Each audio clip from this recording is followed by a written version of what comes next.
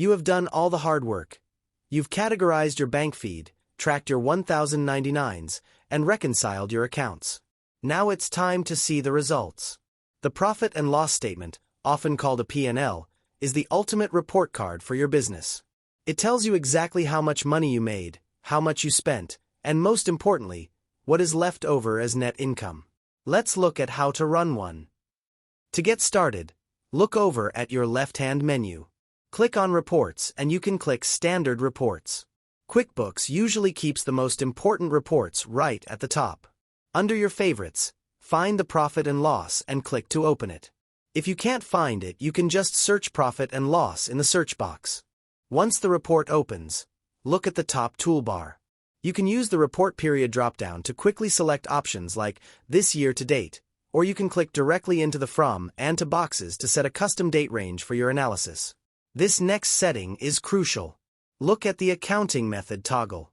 Cash shows you money that has actually entered or left your bank account.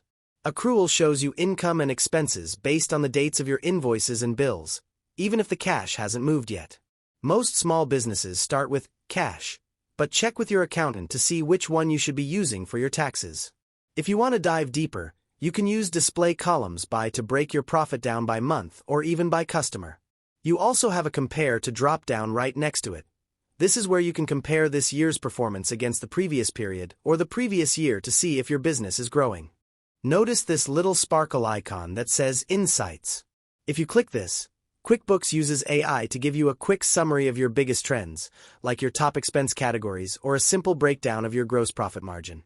It's a great way to get a big picture view without digging through every single line item. When you are finished, look at the icons right above your report.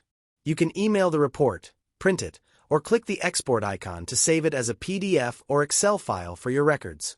If this quick guide helped you out, drop a like, subscribe, and consider hitting that join button to support the channel. Thanks for watching, and I'll catch you in the next one.